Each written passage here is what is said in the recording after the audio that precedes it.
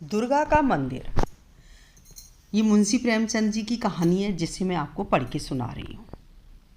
पसंद आए तो चैनल को सब्सक्राइब जरूर करें। बाबू ब्रजनाथ कानून पढ़ने में मगन थे और उनके दोनों बच्चे लड़ाई करने में। श्यामा चिल्लाती कि मुन्नू मेरी गुड़िया नहीं देता। मुन्नू रोता था कि श्यामा ने मेरी मिठाई खा ली। ब्रजनाथ ने क्रुद्ध होकर भामा से कहा, तुम इन दुष्टों को यहाँ से हटाती हो कि नहीं? नहीं तो मैं एक एक की खबर लेता हूँ। भामा चूल्हे में आग जला रही थी। बोली, अरे तो अब क्या संध्या को भी पढ़ते ही रहोगे? जरा दम तो ले लो, उठा तो न जाएगा। बैठी बैठी वहीं से कानून बघारोगी। अभी एक आध को पटक दूंगा तो वहीं से गरजती हुई आओगी कि हाय हाय, बच्चे को मार डाला। भामा, तो मैं कुछ बैठी या सोई तो नहीं हूँ। जरा एक घड़ी तुम ही लड़कों को बहलाओगे तो क्या होगा? कुछ मैंने ही तो इनकी नौकरी नहीं लिखाई। ब्रजनाथ से कोई जवाब न देते बन पड़ा। क्रोध पानी के समान बहाव का मार्ग न पाकर और भी प्रबल हो जाता है। यद्यपि ब्रजनाथ नैतिक सिद्धांतों के ज्ञाता थे, पर उनके पालन में इस समय कुशलता न दिखाई दी। मुद्दई और मुद्दालेह दोनों को एक ही लाठी हाका और दोनों को रोते चिल्लाते छोड़ कानून का ग्रंथ बगल में दबा कॉलेज पार की राली। सावन का महीना था। आज कई दिन के बाद बादल हटे थे। हरे भरे वृक्ष सुनहरी चादर ओढ़े खड़े थे। मृदु समीर सावन का राग गाता था और बगुले डालियों पर बैठे हिडोले झूल रहे थे। ब्रजनाथ एक बेंच पर आकर बैठे और किताब खोली, लेकिन इस ग्रंथ को अपेक्षा प्रकृति ग्रंथ का अवलोकन अधिक चित्ताकर्षक था। कभी आसमान को पढ़ते थे, कभी पंक्तियों को, कभी छविमयी हरियाली को और कभी सामने मैदान में खेलते हुए लड़कों को, यानी कि बच्चों को। एकाएक उन्हें सामने घास पर कागज की एक पुड़िया दिखाई दी।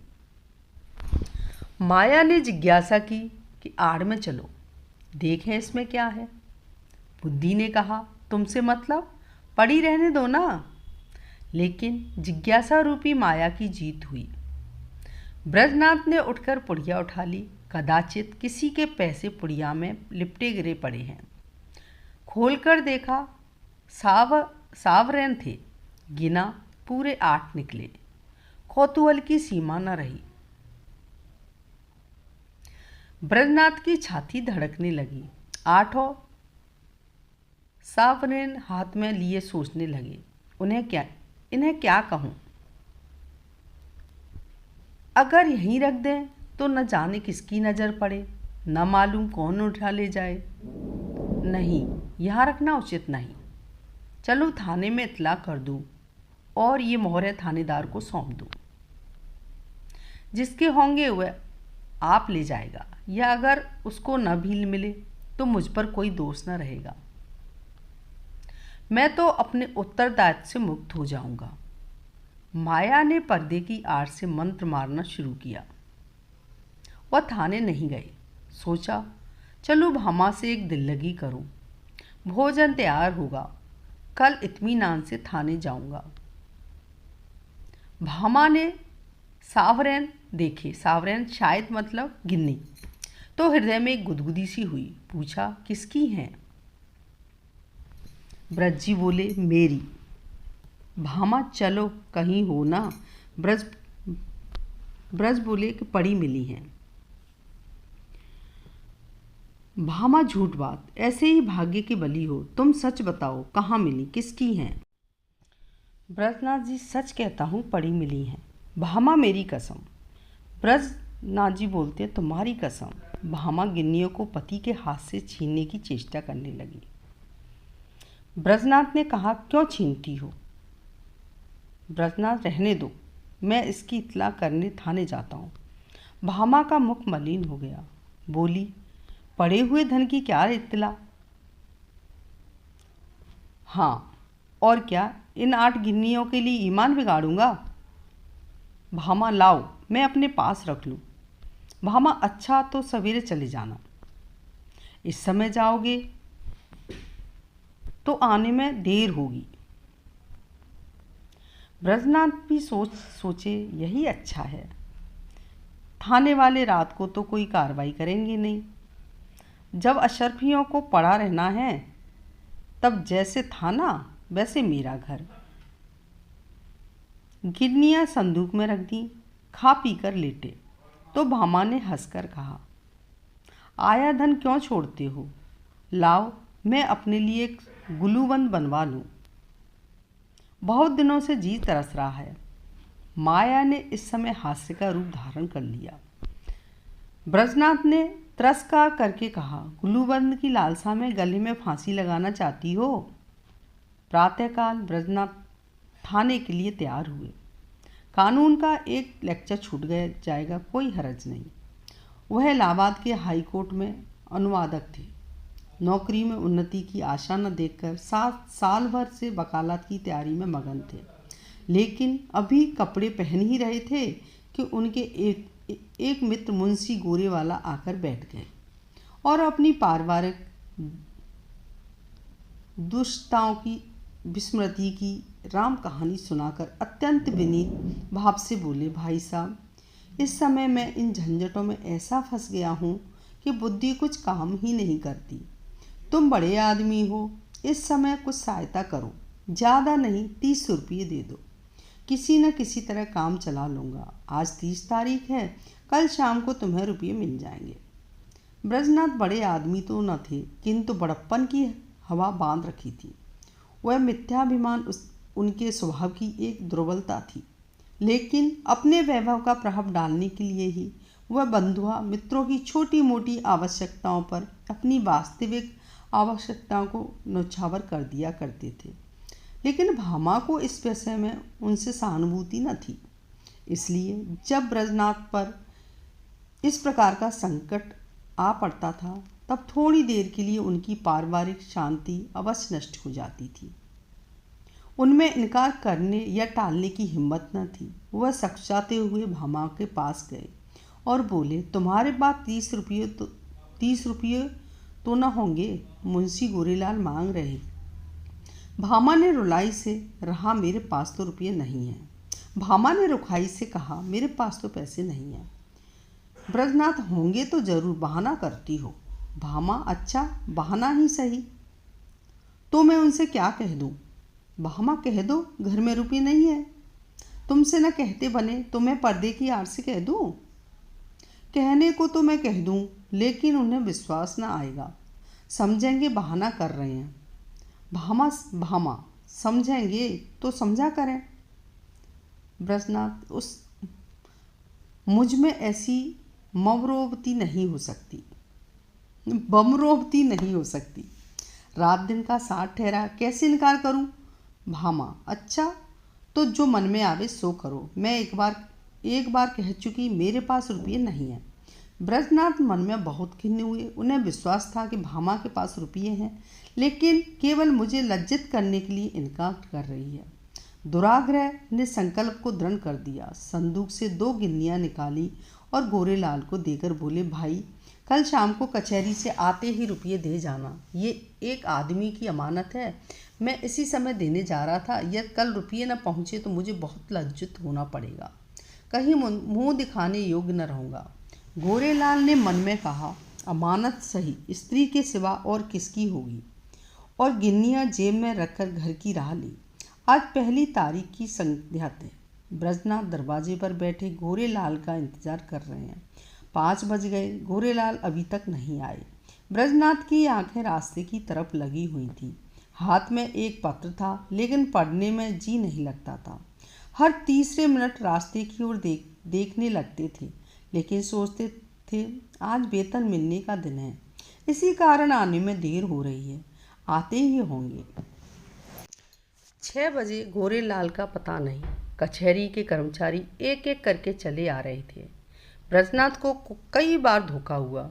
वह आ रहे हैं, जरूर वही हैं, वैसी ही अचकन है, वैसी ही टोपी है, चाल भी वही है। हाँ वही हैं, इसी तरफ आ रहे हैं। अपने हृदय से एक बोझा सा उतरता मालूम हुआ, लेकिन निकट आने पर ज्ञात हुआ कि कोई और है। आशा की काल्पनिक मूर्ति दुराशा में बदल गई।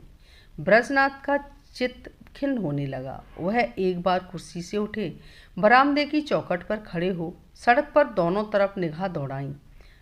कहीं पता नहीं, 2-3 बार दूर से आते हुए इक्कों को देखकर गोरेलाल का भ्रम हुआ। आकाश छा की प्रबलता। 7 बजे चिराग जल गए, सड़क पर अंधेरा छाने लगा। ब्रजनाथ सड़क पर उद्यत भाव से टहलने लगे। इरादा हुआ गोरेलाल के घर चलूं, उधर कदम बढ़ाए, लेकिन हृदय कांप रहा था कि कहीं वह रास्ते में आते हुए न मिल जाएं तो समझेंगे कि थोड़े से रुपये के लिए इतने व्याकुल हो गए। थोड़ी ही दूर गए कि किसी को आते देखा। भ्रम हुआ गोरेलाल है। मुड़े और सीधे बरामदे में आकर दम लिया, लेकिन फिर वही धोखा, फिर वही भ्रांति। तब सोचने लगे कि इतनी देर क्यों हो रही है। क्या अभी तक वह कचहरी से न आए होंगे? ऐसा कदापि नहीं हो सकता। उनके दफ्तर वाले मुद्दत हुई निकल गए। बस 2 बातें हो सकती हैं, या तो उन्हें कल आने का निश्चित कर लिया, समझे होंगे रात को कौन जाए, या जानबूझकर बैठे होंगे, देना न चाहते होंगे। उस समय उनको गरज थी और इस समय मुझे गरज है। मैं ही किसी को क्यों न भेज दूं, लेकिन किसे भेजूं? मुन्नू जा सकता है, सड़क ही पर मकान है। यह सोचकर कमरे में गए, लेकिन लैब जलाया और पत्र लिखने बैठे, मगर आंखें द्वार ही की ओर लगी हुई थी। अकस्मात किसी के पैरों की आहट सुनाई दी, परंतु पत्र को एक किताब के नीचे दबा लिया और बरामदे में चले आए। देखा पड़ोस का एक कुंजाड़ा तार पड़ाने आया है। उससे बोले, भाई इस समय फुर्सत नहीं है, थोड़ी देर में आना। उसने कहा, बाबूजी घर भर के आदमी घबराए हैं, जरा एक निगाह देख लीजिए। निदान ब्रजनाथ ने झुंझा कर उसके हाथ से तार ले लिया और सरसरी नज़र से देखकर बोले, कलकत्ते से आया है, माल नहीं पहुंचा। कुंजड़े ने डरते डरते कहा, बाबूजी इतना और देख लीजिए, किसने भेजा है? इस पर ब्रजनाथ ने तार फेंक दिया और बोले, मुझे इस वक्त फुर्सत नहीं है, 8 बज गए हैं।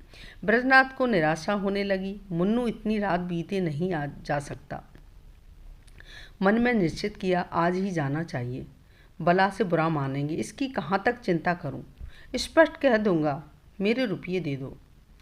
भले मानसों से निभाई जा सकती है, ऐसे धूर्तों के साथ भलमानसी का व्यवहार करना मूर्खता है। अचकन पहनी घर में जाकर माया से कहा, जरा एक काम से बाहर जाता हूँ, किवाड़ बंद कर लो। चलने को तो चले, लेकिन पग पग पर रुकते जाते थे। गोरेलाल का घर दूर से दिखाई दिया। लैंप जल रहा था। ठिठक गए और सोचने लगे, चलकर क्या कहूँगा? कहीं उन्होंने जाते जाते रुपये निकाल कर दे दिए और देर के लिए क्षमा मांगी तो मुझे बड़ी झेप होगी। वह मुझे क्षुद्र ओछा धैर्यहीन समझेंगे। नहीं, रुपयों की बातचीत करूं, कहूँगा, भाई घर में बड़ी देर से पेट दर्द कर रहा है, तुम्हारे पास पुराना तेज सिरका तो नहीं है? मगर नहीं, ये बहाना कुछ भद्दा सा प्रतीत होता है।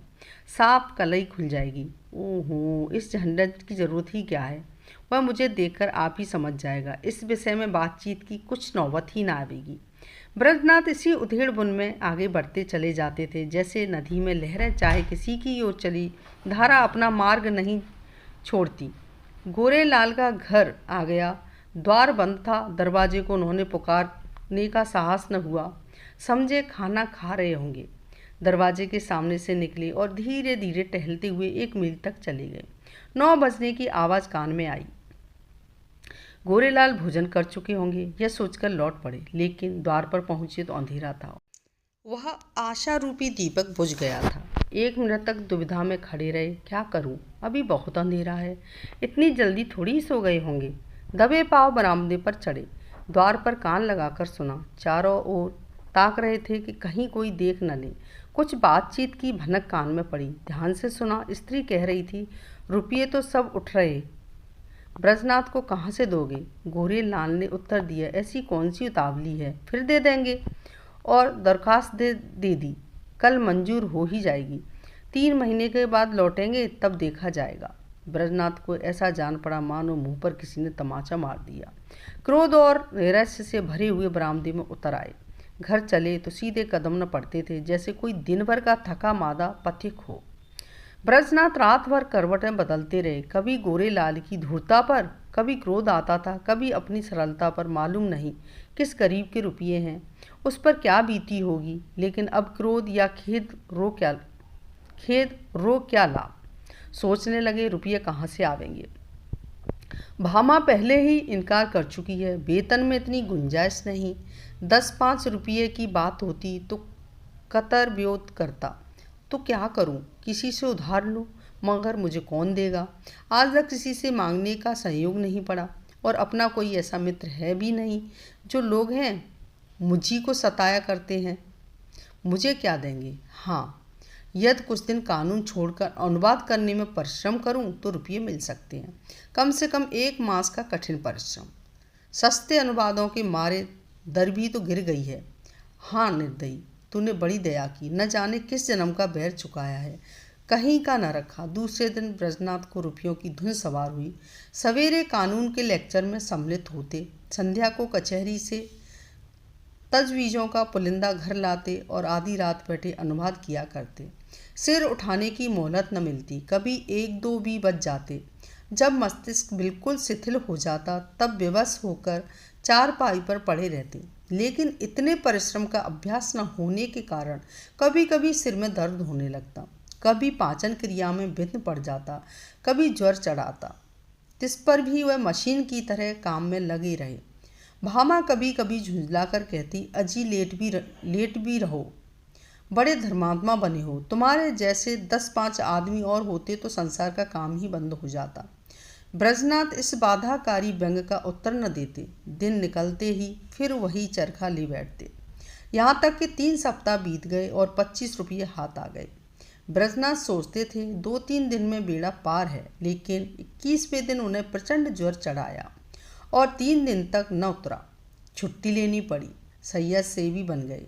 भादों का महीना था। भामा ने समझा पित्त का प्रकोप है, लेकिन जब 1 सप्ताह तक डॉक्टर की औषधि सेवन करने पर भी ज्वर न उतरा तब घबराई। ब्रजनाथ प्रातः ज्वर में बकझक भी करने लगते। भामा सुनकर डर के मारे कमरे से भाग जाती थी, बच्चों को पकड़कर दूसरे कमरे में बंद कर देती थी। अब उसे शंका होने लगी कि कहीं ये कष्ट उन्हीं रुपयों के कारण तो नहीं भोगना पड़ रहा है। कौन जाने रुपये वाले ने कुछ कर धर दिया हो। जरूर यही बात है, नहीं तो औषधि से लाभ क्यों नहीं होता। संकट पड़ने पर हम धर्म भीरू हो जाते हैं, औषधियाँ से निराश होकर देवताओं की शरण लेते हैं। भामा ने भी देवताओं की शरण ली। वह जन्माष्टमी शिवरात्रि का कठिन व्रत शुरू किया। 8 दिन पूरे हो गए। अंतिम दिन आया। प्रभात का समय था। भामा ने ब्रजनाथ को दवा पिलाई और दोनों बालकों को लेकर दुर्गा जी की पूजा करने के लिए चली गई। उसका हृदय आराध्य देवी के प्रति श्रद्धा से परिपूर्ण था। मंदिर के आंगन में पहुंची। उपासक आसनों पर बैठे हुए दुर्गा पाठ कर रहे थे। धूप और अगरबत्तियों की सुगंध उड़ रही थी। उसने मंदिर में प्रवेश किया। सामने दुर्गा का विशाल प्रतिमा शोभायान थी। उसके मुखारबिंदु पर एक विलक्षण दीप झलक रही थी। बड़े बड़े उज्जवल नेत्रों से प्रभा की किरणें छिटक रही थी। पवित्रता का एक समासा छाया हुआ था। भामा इस दीप्त वर्ण मूर्ति के सम्मुख सादी आंखों से ताक न सकी। उसके अंतकरण में एक निर्मल विशुद्ध भावपूर्ण भय का उदय हो आया। उसने आंखें बंद कर ली, घुटनों के बल बैठ गई और हाथ जोड़कर करुण स्वर से बोली, माता मुझ पर दया करो। उसे ऐसा ज्ञात हुआ मानो देवी मुस्कुराई। उसे इन दिव्य नेत्रों से एक ज्योति से निकलकर अपने हृदय में आती हुई मालूम हुई। उसके कानों में देवी के मुंह से निकले ये शब्द सुनाई दिए, पराया धन लौटा दे, तेरा भला होगा। भामा उठ बैठी। उसकी आंखों में निर्मल भक्ति का आभास झलक रहा था। मुखमंडल से पवित्र प्रेम बरस पड़ता था। देवी ने कदाचित उसे अपनी प्रभा के रंग में डुबो दिया था। इतने में दूसरी एक स्त्री आई। उसके उज्जवल केस बिखरे और मुरझाए हुए चेहरे के दोनों ओर लटक रहे थे। शरीर पर केवल एक श्रेष्ठ साड़ी थी। हाथ में चूड़ियों के सिवा और कुछ आभूषण नहीं था। शोक और नैराश्य की साक्षात मूर्ति मालूम होती थी। उसने भी देवी के सामने सिर झुकाया और दोनों हाथों से आंचल फैलाकर बोली, देवी जिसने मेरा धन लिया हो उसका सर्वनाश करो। जैसे सितारा मिजराब की चोट खाकर थरथरा उठता है, उसी प्रकार भामा का हृदय अनिष्ट के भय से थरथरा उठा। ये शब्द तीव्र शर के समान उसके कलेजे में चुभ गए। उसने देवी की ओर कतार नेत्रों से देखा। उनका ज्योतिर्मय स्वरूप भयंकर था। नेत्रों से भीषण ज्वाला निकल रही थी। भामा के अंतकरण में सर्वदा आकाश था। सर्वथा आकाश से, मंदिर के सामने वाले वृक्षों से, मंदिर के स्तंभों से, सिंहासन के ऊपर जलते हुए दीपक से और देवी के बिरकरार मुंह से ये शब्द निकलकर गूंजने लगाया, पराया धन लौटा दे, नहीं तो तेरा सर्वनाश हो जाएगा। भामा खड़ी हो गई और उस वृद्धा से बोली, क्यों माता, तुम्हारा धन किसने ले लिया है? वृद्धा ने इस प्रकार उसकी ओर देखा, मानो डूबते को तिनके का सहारा मिला। बोली, हाँ बेटी। भामा, कितने दिन हुए हैं? वृद्धा, कोई 1.5 महीना। भामा, कितने रुपये थे? वृद्धा, पूरे 120। भामा, कैसे खोई? वृद्धा, क्या जाने, कहीं गिर गए। मेरे स्वामी पलटन में नौकर थे, आज कई बरस हुए वह परलोक सिधारे। अब मुझे सरकार से 8 रुपये साल पेंशन मिलती है। अब की 2 साल की पेंशन एक साथ ही मिली थी। खजाने से रुपये लेकर आ रही थी, मालूम नहीं कब और कहाँ गिर पड़े। 8 गिन्नियाँ थीं। भामा, अगर वे तुम्हें मिल जाएं तो क्या दोगी? वृद्धा, अधिक नहीं, उसमें से 50 रुपये दे दूंगी। भामा, रुपये क्या होंगे, कोई उससे अच्छी चीज दो। वृद्धा, बेटी, और क्या दूं? जब तक जीऊंगी तुम्हारा यश करूंगी। भामा बोली, नहीं, इसकी मुझे आवश्यकता नहीं है। बेटी, इसके सिवा मेरे पास क्या है? भामा बोली, मुझे आशीर्वाद दो। मेरे पति बीमार हैं, वह अच्छे हो जाएं, बस मुझे यही आशीर्वाद चाहिए। वृद्धा, क्या उन्हीं को रुपये मिले हैं? भामा, हाँ, वह उसी दिन से तुम्हें खोज रहे हैं। वृद्धा घुटनों के बल बैठ गई और आंचल फैलाकर कंपित स्वर में बोली, देवी, इनका कल्याण करो। भामा ने फिर देवी की ओर सशंक दृष्टि से देखा। उनके दिव्य रूप पर प्रेम का प्रकाश था। आंखों में दया की आनंदमयी झलक थी। उस समय भामा के अंतकरण में कहीं स्वर्गलोक से वह ध्वनि सुनाई दी, जा, तेरा कल्याण हो। संध्या का समय है। भामा ब्रजनाथ के साथ इक्के पर बैठी तुलसी के घर उसकी थाली लौटाने जा रही थी। उसकी थैली लौटाने जा रही थी। ब्रजनाथ के बड़े परिश्रम की कमाई जो डॉक्टर की भेंट हो चुकी थी, लेकिन भामा ने एक पड़ोसी के हाथ अपने कानों के झुमके बेचकर रुपये जुटाए हैं। जिस समय झुमके बनकर आए थे, भामा बहुत प्रसन्न हुई थी। आज उन्हें बेचकर वह उससे भी अधिक प्रसन्न है। जब ब्रजनाथ ने आरकों गिन्नियाँ उसे दिखाई थी, उसके हृदय में एक गुदगुदी सी हुई थी, लेकिन वह हर्ष मुख पर आने का साहस न कर सका था। आज उन गिन्नियों को हाथ से जाते समय उसका हार्दिक आनंद आंखों में चमक रहा है, होठों पर नाच रहा है, कपोलों का रंग रहा है और अंगों पर किलोल कर रहा है। वह इंद्रियों का आनंद था, वह आत्मा का आनंद था, वह आनंद लज्जा के भीतर छुपा हुआ था, वह आनंद गर्भ से बाहर निकल पड़ता है। तुलसी का आशीर्वाद सफल हुआ। आज पूरे 3 सप्ताह के बाद ब्रजनाथ तकिए के सहारे बैठे थे। वह बार बार भामा को प्रेम पूर्ण नेत्रों से देखते। वह आज उन्हें देवी मालूम होती थी। अब तक उन्होंने उसके ब्रह्म सौंदर्य की शोभा देखी थी, आज वह उसका आत्मिक सौंदर्य देख रहे हैं। तुलसी का घर एक गली में था। इक्का सड़क पर जाकर ठहर गया। ब्रजनाथ इक्के पर से उतरे और अपनी छड़ी टेकते हुए भामा के हाथों के सहारे तुलसी के घर पहुंचे। तुलसी ने रुपये लिए और दोनों हाथ फैलाकर आशीर्वाद दिया, दुर्गा जी तुम्हारा कल्याण करें।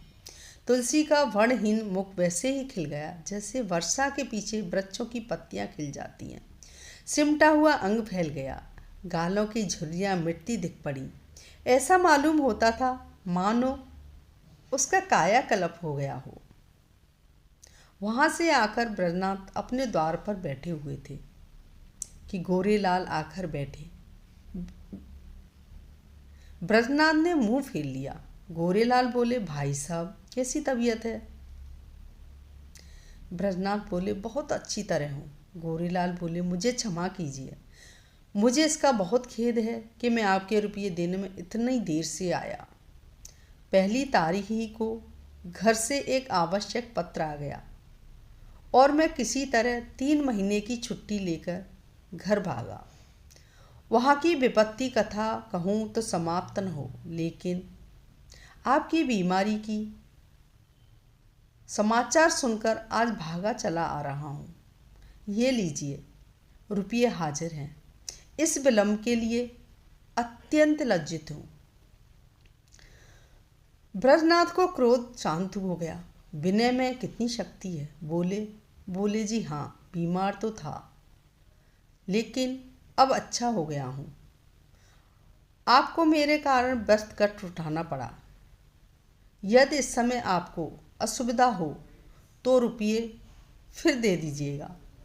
मैं अब उत्तीर्ण हो गया हूँ, कोई जल्दी नहीं है। गोरेलाल विदा हो गए तो ब्रजनाथ रुपये लिए हुए भीतर आए और भामा से बोले, ये लो अपने रुपये। गोरेलाल दे गए। भामा ने कहा, ये मरे रुपये नहीं, तुलसी के हैं। एक बार पराया धन लेकर सीख गई। ब्रजनाथ, लेकिन तुलसी के पूरे रुपये तो दे दिए गए।